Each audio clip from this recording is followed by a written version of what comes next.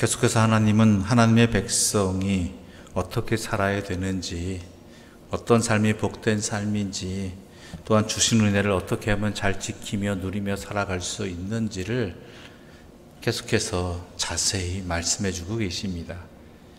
1절의 말씀 함께 읽어볼까요? 1절입니다. 함께 읽겠습니다. 너는 거짓된 풍설을 퍼뜨리지 말며 악인과 연합하여 위증하는 증인이 되지 말며. 참 오늘날 이 말씀 앞에서 우리 자신이 참 부끄러운 모습을 갖게 됩니다. 오늘 이 시대 속에는 거짓된 풍설을 퍼뜨리는 사람이 기독교인도 예외가 되지 않은 상황들이지요. 특히 선거철이 되면 이런 말 저런 말 참 많이들 옮깁니다. 우리에게 허락되어진 그러한 여러 가지 문명의 이 길을 통해서 너무나 쉽게 퍼뜨리고 나누고 그렇게 책임 없는 말들을 한다는 것이죠.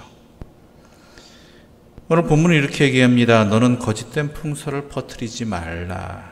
이 말씀은요, 상대방의 명예나 재산상의 손해를 끼치기 위해서 아무 근거도 없고 진실성이 결여된 유언비어 퍼뜨리지 말라는 것입니다.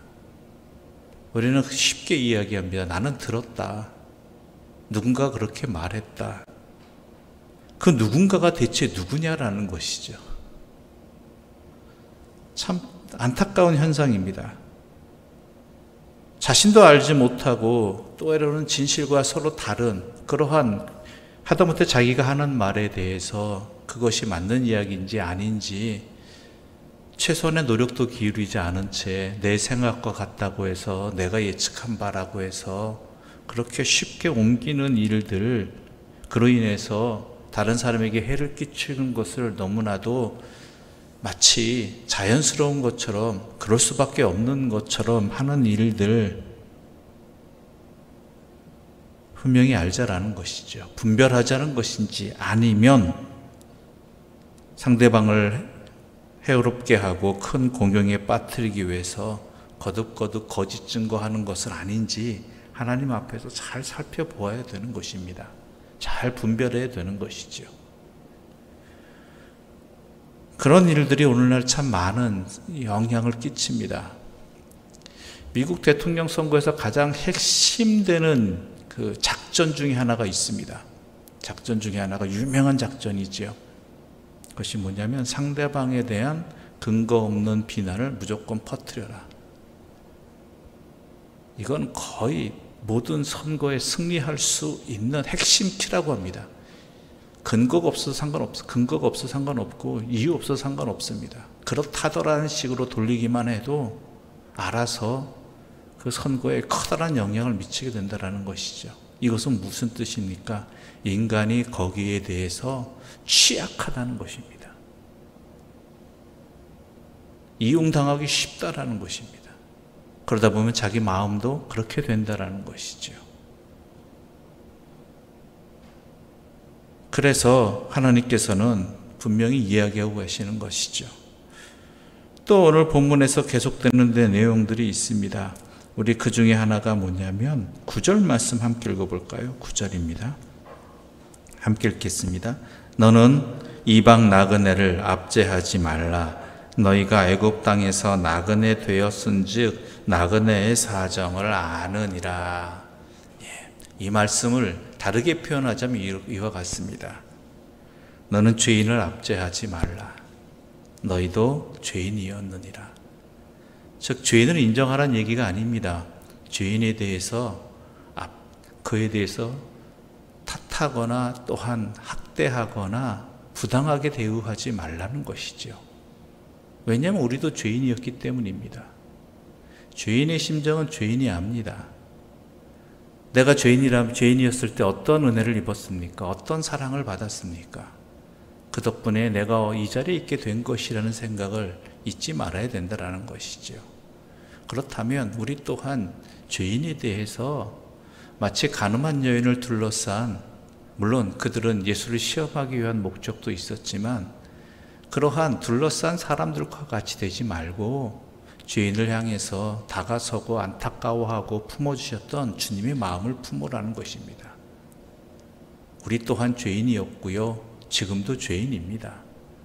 내가 판단받고 싶은 대로 다른 사람을 판단하는 것이고, 내가 대우받고 싶은 대로 다른 사람을 대우하는 것, 이것이 율법이요 또한 황금률입니다.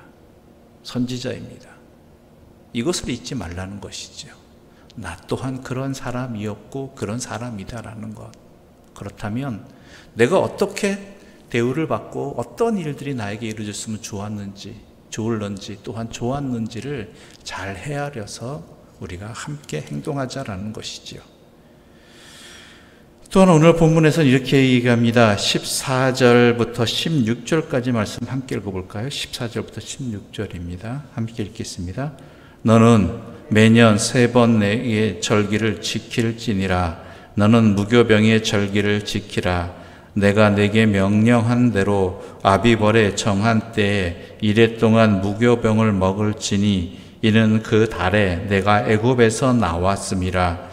빈손으로 내 앞에 나오지 말지니라. 맥주절을 지키라. 이는 내가 수고하여 밭에 뿌린 것의 첫 열매를 거둠이라. 수장절을 지키라. 이는 내가 수고하여 이룬 것을 연말에 밭에서부터 거두어 저장함이니라. 아멘. 이스라엘 남자들은 1년에 3차례 성소로 나가야 됐습니다. 그게 바로 무교절, 맥추절, 그리고 수장절이죠. 무교절은 보리가 막 나기 시작할 무렵인 봄에 드리는, 보리 수확을 시작하는 그러한 축제라고 할 수 있고요. 이는 7일 동안 누룩을 넣지 않은 처음 수확한 보리로 빵을 만들어 먹으면서 하나님께서 우리에게 허락해 주신 첫 은혜, 감사한 것들을 맛보는 날들이지요. 또한 두 번째 절기는 맥추절은 무교절과 관련이 있죠. 무교절 후에 보리나 밀 같은 밭곡식의 수확에 대해서 드리는 절기이고요. 즉 맥추절은 첫 곡식, 아까 얘기한 그 무교절이 지난 7주가 지난 후에 드리기 때문에 77절이라고도 잘 알려져 있습니다. 그리고 수장절은 초막절이지요. 한 해의 끝에 거두어 드린 것, 그것을 기뻐하는 것입니다. 즉 이 절기에는 앞에는 보리나 밀 같은 곡식이었다면 이때 절기는 포도나 올리브를 추수하는, 즉 밭 과일과 그 모든 추수를 마무리하는 그러한 절기인 것입니다. 그런데 이게 왜 중요한가? 왜 지키라고 했는가? 이건 삶의 일상적으로 반복되고 또 항상 있는 일이잖아요. 우리의 가장 중요한 뭐예요? 먹고 사는 일입니다. 근데 이 모든 것들을 중요한 게 뭐냐면 여호와와 연관시켰다라는 거예요. 하나님의 일과. 그저 밭곡식, 과일을 거두는 것, 이것이 문제가 아니라 이 절기들을 통해서 하나님께서 이스라엘의 역사 가운데 행하신 바를 기억하는 자리, 즉 무교절과 더불어 유월절을 지켰지 않습니까? 하나님께서 출애굽한 절기를 지키고 우리를 구원해 주신, 그 다음에 7주 뒤에 밀거지를 할 때 이 절기는 율법 받은 것을 기억하는 시간으로 삼았습니다. 하나님의 말씀을 받은 것을. 그리고 마지막 그 수장절은 다른 별명이 무엇인지 기억하십니까? 초막절이에요. 초막절. 즉 광야 시간 동안 하나님께서 자기들을 지켜주시고 인도하신 것, 이것을 기억하는 절기로 삼았다라는 것이죠. 이게 참 중요한 의미입니다. 무슨 뜻이냐?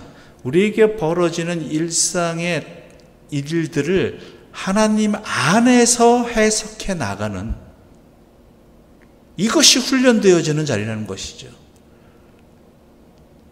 곡식을 거두고 열매를 거두고 하나의 농사가 잘 되었다는 것을, 그냥 먹을 거를 얻었다는 그러한 것을 감사하겠지만은, 그보다 더 중요한 것은 이 모든 일들 가운데서 하나님께서 우리를 향해 역사하신 것, 은혜를 베푸신 것, 하나님의 섭리가 무엇인지를 다시 한번 깨닫는 과정과 또한 모든 것들로 삼았다라는 것이죠.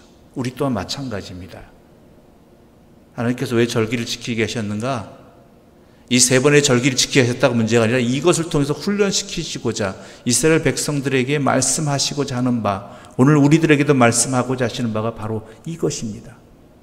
너의 일상에 벌어지는 모든 일들을 그냥 일상으로 받아들이지 말고 그 가운데 함께 하신 하나님과 또한 하나님 안에서 의미를 찾고 하나님을 생각하고 하나님과 함께한 그 모든 것들을 기억하고 감사하고 또한 나눌 수 있는 자리로 삼으라는 것입니다.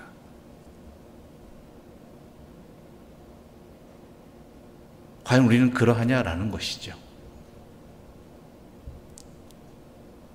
일상에 벌어지는 모든 일들을 주와 동행하고 있고 또한 주께서 주 안에서 그 의미를 해석해 나가고 찾고자 하고 기도하며 뜻을 구하고 있느냐라는 것이죠. 이게 신앙인의 살아가는 힘입니다. 그저 세상에 벌어지는 일들로만 바라보면 물론 감사할 수 있지요. 그러나 그 감사는 진정한 감사가 되지 못하고요. 진정한 우리의 힘이 되지 못합니다. 그 모든 일들을 주 안에서 바라볼 수 있을 때에 좋은 일이나 좋지 않은 일들이나 기쁜 일이나 슬픈 일이나 다 하나님의 은혜 가운데 바라볼 수 있을 때 우리는 진정한 하나님의 은혜와 섭리와 또한 사랑의 사람으로 깨닫고 살아가고 힘을 얻을 수 있다라는 것이지요. 이게 절기를 지키게 하신 이유입니다. 주의를 지키게 하신 이유도 바로 여기에 있겠죠. 의미를 놓쳐버리고 그저 습관적으로 절기를 지키게 된다면, 주의를 지키게 된다면 그건 참 하나님께서 우리에게 주신 은혜를 제대로 누리지 못하는, 열을 줬는데 겨우 하나 둘만 취하고 만족해버리는 참 손해보는 일들을 행하는 것입니다. 우리 앞으로 그러지 않았으면 좋겠습니다. 하나님의 날들을 지키게 하신 그 의미가 무엇인지 제대로 깨닫고 우리의 모든 삶을 주 앞에서 헤아리고 바라보고 또한 하나님을 찾을 수 있는, 하나님과 만나는, 하나님 안에서 또한 깨닫는 복된 나날들이 되길 바라고요. 모든 순간들이 되기를 바랍니다. 그러므로 우리에게 절기를 지키게 하신 것은 뭐예요? 우리를 향하신 하나님의 은혜이고요. 또한 우리에게 복 주시기 위한, 우리에게 주신 복을 제대로 살게 하시기 위한 하나님의 사랑입니다.